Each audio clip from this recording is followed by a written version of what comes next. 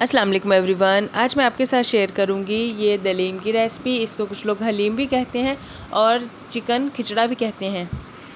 اس کے لیے ہم لے لیں گے 1 کپ یہ تور کی دال، 1 کپ مونگ کی دال اور 1 کپ ہم لے لیں گے چنا کی دال، اور 1 کپ ہی ہم اس میں لے لیں گے گندم کا باریک پیسا ہوا دلیا۔ یہ دیکھیں بہت ہی چھوٹے سائز میں یہ پیسا ہوا ہے۔ یہ آپ 2 بھی لے سکتے ہیں اور اسکپ بھی کر سکتے ہیں، میں اس کی ریزن آپ کو بعد میں بتاتی ہوں۔ اس کو اچھی طرح سے واش کر لیں گے ہم، اور اس کو نیم گرم پانی میں ہم 2 گھنٹے کے لیے بھگو کے رکھ دیں گے۔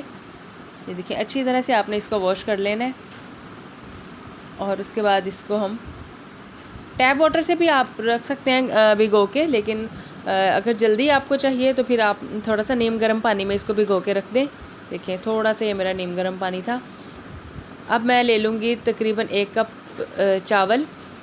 اس کو تھوڑا سا اس کی نسبت تھوڑا سا کم بھگونا ہے، آپ اس کو آدھا گھنٹہ یا 1 گھنٹہ بھگو دیں۔ اس کو اچھی طرح سے صاف کر لوں گی اور واش کر کے، اور نیم گرم پانی میں اس کو بھی بھگو کے رکھ دوں گی۔ سمپل پانی میں بھی آپ بھگو کے رکھ سکتے ہیں۔ نیم گرم پانی سے یہ ہوگا کہ بس تھوڑا سا یہ آسانی سے گل جائیں گے۔ دیکھیں یہ کافی سافٹ ہو گئے ہیں، تو اس کو میں اب یہ پانی نکال دیا۔ یہ دیکھیں اس طرح سے آپ بھی نکال دیں، اور ایک پین میں پتیلے میں بلکہ پانی لیں آپ۔ یہ 2 جگ میں نے پانی کے لیے تھے۔ جب اس میں بوائل آنے لگے تو یہ سارا جو دال کا مکسچر ہے اور چاول ہیں وہ ہم نے بھگو کے رکھے تھے، وہ اس میں شامل کر دیں۔ اچھی طرح سے باؤل صاف کر لیں، اور چاول کا بھی سارا جو بھگو کے رکھا تھا وہ بھی اس میں ہم شامل کر دیں گے۔ اچھے خاصے چاول پھول گئے تھے۔ اب اس کو بس ہم ایسے ہی پکاتے رہیں گے۔ پانی آپ نے اچھا سا رکھنا ہے، اور اگر آپ کا کسی بھی سٹیج پہ پانی کم ہو جائے، آپ کو لگے کہ ابھی نہیں گلا اور پانی کم ہے، تو آپ تھوڑا سا گرم کر کے پانی شامل کریں۔ اگر آپ ٹھنڈا پانی شامل کر دیں گے تو پھر وہ آپ کے لیے مسئلہ بنے گا، گلیں گے نہیں جلدی سے۔ میں نے تقریباً آدھا کلو کے قریب آئل لیا ہے۔ اس میں میں لے لوں گی اب 3 بڑے سائز کے کٹے ہوئے پیاز۔ وہ آئل گرم کر کے آپ اس میں رکھ دیں۔ اس میں سے ہم تھوڑے سے پیاز جو ہے تیز ڈارک براؤن کر کے نکال لیں گے، اور تھوڑے سے پیاز جو ہیں سافٹ ہم رکھیں گے۔ تو اس کے دیکھیں اس طرح سے آپ اس کے ڈارک براؤن کلر ہو جائے تو اس کو نکال لیں گے۔ اب ہم یہ دیکھیں یہ گارنشنگ کے لیے میں استعمال کروں گی۔ اور یہ دیکھیں تھوڑے سے پیاز جو میں نے بعد میں لیے ہیں وہ شامل کیے، اور اس کے ساتھ ہی میں نے چکن شامل کر دیا۔ ½ kg میرے پاس چکن تھا، اس کو اچھی طرح سے واش کر کے اسی آئل میں ہم شامل کر دیں گے۔ آپ چاہیں تو بون لیس چکن بھی لے سکتے ہیں، اور اس کو بھی ہم ریشے کر لیں گے اس کے۔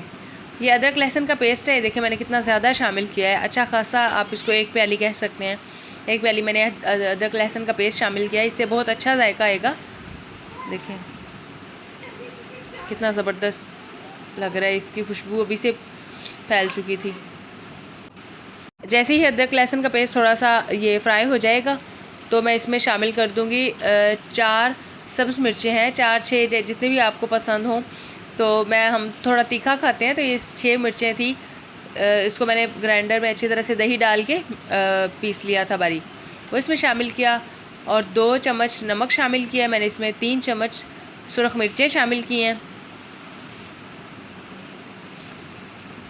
نمک آپ اپنے ٹیسٹ کے اکارڈنگ کم یا زیادہ کر سکتے ہیں۔ 1 چمچ ہلدی شامل کی ہے، 1.5 چمچ میں نے خشک دھنیا شامل کیا ہے، اور اس کو اچھی طرح سے پکنے کے لیے رکھ دوں گی۔